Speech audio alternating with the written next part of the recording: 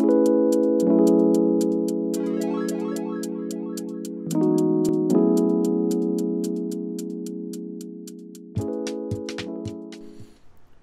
going on, guys? Unfortunately, my dummy self forgot to hit my mic on, so we're gonna be doing this on a weird way. Today we played Garth of the One-Eyed, the new 5-color commander from the Modern Horizons 2 set, and I am playing against Riel from Ikoria, which is a discard drawing machine. I decided to keep my first hand. I got 2 fetch lands and a mana rock. Usually I want to go ahead and try to get the tap lands out of the way with the triomes, and this is exactly what I'm doing right here. If you guys don't know who Garth the One-Eyed is, a Wooburg tap, you may create a Disenchant, Brain Geyser, Terror, Shivan Dragon, Regrowth, or Black Lotus. Super strong commander if you build him the right way. I mean, he is pretty hard to get and also can be easily removed, so we have a couple of things in here that try to take advantage of him as soon as possible. We have Fervor, we have Samut, we have the Teamer Ascendancy that also gets us a draw, so it's pulling up double duty. We're going to begin, and then so Riel just goes and gambles, gets a Mana Crypt into a Arcane Signet, so they're really off to a pretty strong start. One of the downfalls of playing these 5-color commanders, especially when it's in the mana cost, is just getting them out. I mean, that's why Golos is so powerful. It is just 5 colorless out the gate, and it fixes you on mana. Garth does not do the same thing, but is strong in its own right, because it's pretty much the epitome of a toolbox commander. They go ahead and play their commander right here, Riel. I've played against this person before, and this deck is really good when it can get going. So I just go ahead and pass. Nothing to do, so you better believe I'm going to use that Swords to Plowshare right away, because really one of the things about commanders that cost so low is that it's so easy to get them out, but when decks hinge on their commander being out to work, then the best thing you could really do is just to make the commander cost as much as possible, to the point where it's not even feasible to cast them again. You know what I'm saying? Right here, I was gonna go for a tap land, but I wanted to get the Fervor out of the way. And right now we're in a pretty bad spot, just because we don't have the 5 colors out, so we could just feasibly get outvalued again with Riel. I hold the Cyclonic Rift back. Usually single target Cyc Rifts aren't what they're really made for, but luckily I get my 5th color out. And so at this point, I'm thinking I'm going to drop my commander, just trying to figure out a way to tap my mana the right way. And lo and behold, Black Lotus in commander is what I'm going for, after I figure out my mana situation.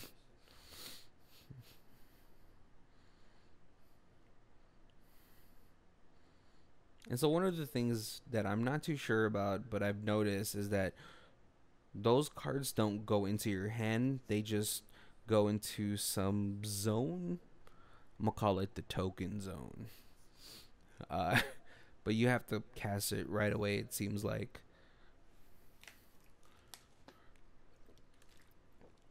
And so when it drops, I debate on whether just using it right now, but I hold back just in case, if they have a wheel, I can at least use this Cyc Rift to bring that commander back into their hand, thus making it cost more if they, well, obviously they're going to decide to put it back in the command zone instead of the graveyard.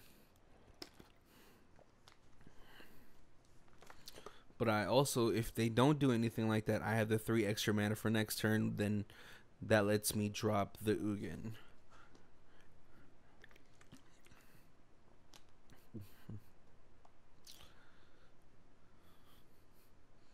Oh, I believe here I say, ooh, fancy land.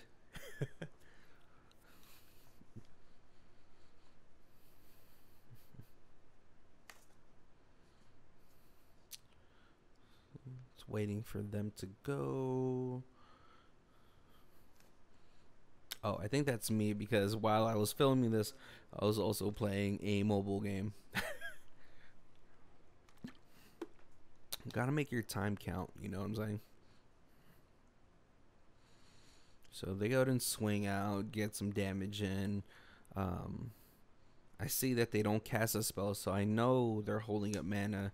It just depends on which. And at this point, I choose the Ugin to use as counterspell bait, just because the Deadeye Navigator in this deck is just the combo with Garth and a haste enabler.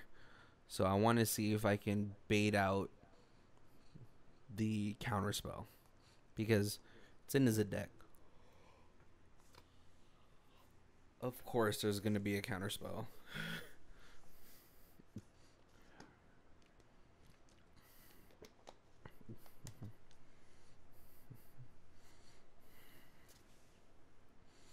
And also I make sure I leave up enough mana just to Psychrift his commander again. And yep, the counterspell test with the Ugin.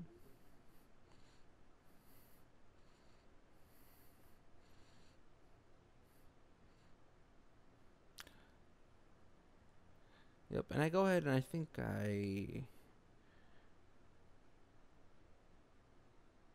this is where I was deciding whether to kill the commander, but I realized I didn't have the mana up for terror.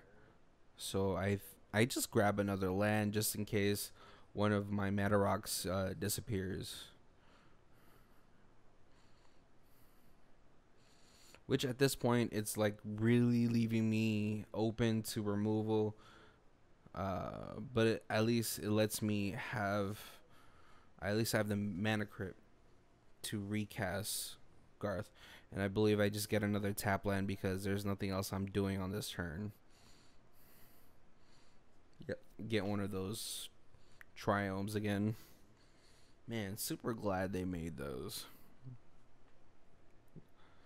And I would gladly pay 3 to 4 life if those came in untapped.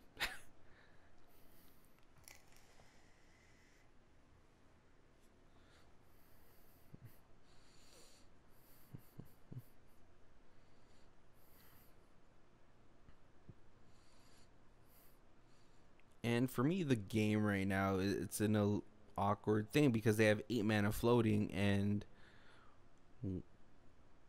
I don't know if they don't have anything to do with it. So all I can think about is that they're just holding up counterspell magic or interaction,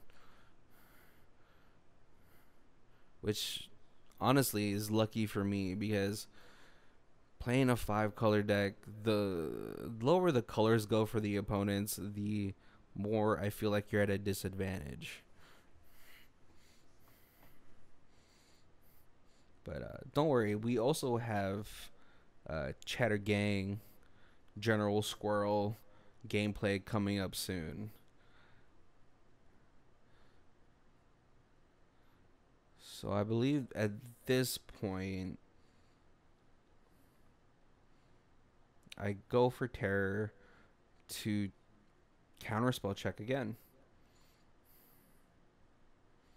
Gotta make sure I tap the mana right so I can go for the Deadeye Navigator if they don't counterspell this, which they don't. So I'm just really believing that this person is having a pretty bad game.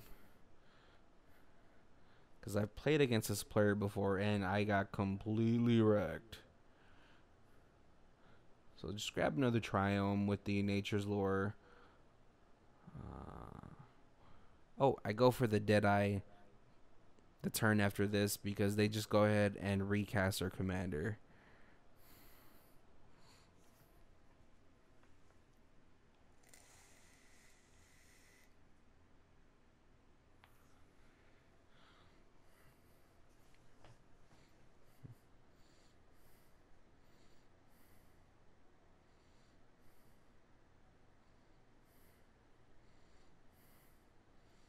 And so at this moment, with them having one untapped mana rock, I believe it's probably the best chance for me to have this Deadeye Navigator stick onto the board.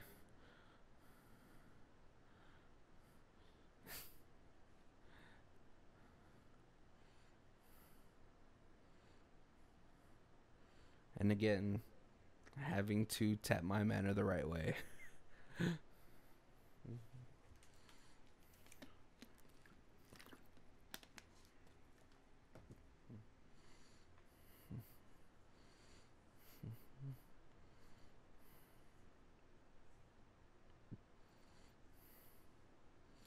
I go ahead and flicker it so I could reset Garth's abilities.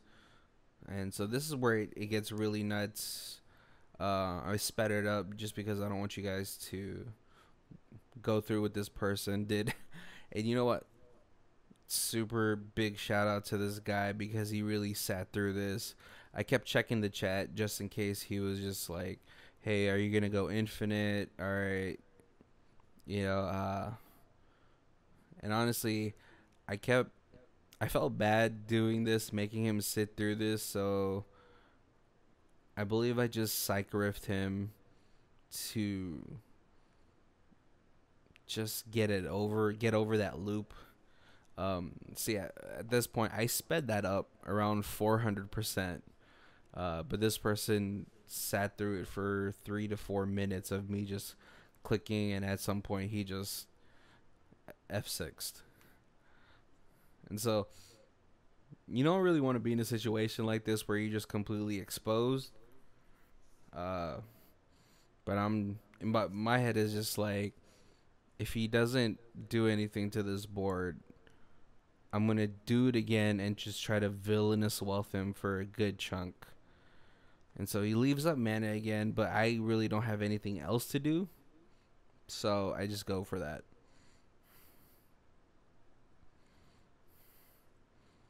And again, I'm playing a mobile game. That's why it took me so long to press OK.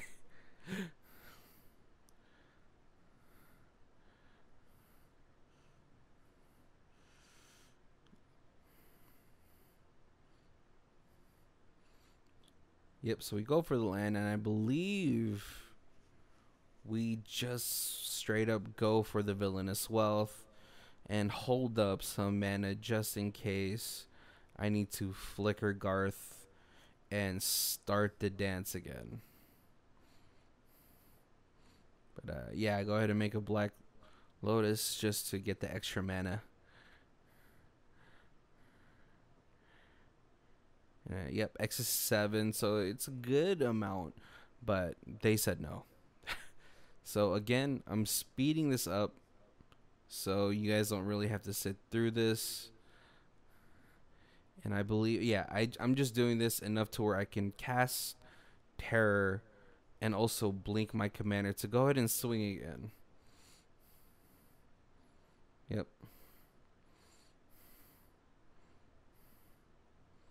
And again, big shout out to this person for sitting through this. Because honestly, totally understandable if they just didn't.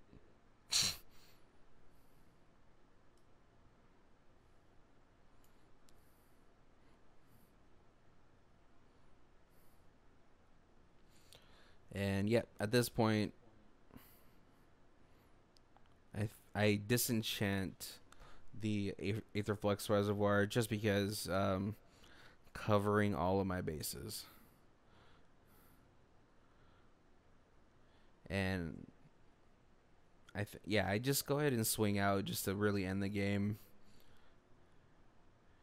And yep. Hope you guys enjoyed that video. I'm probably never gonna play this deck again.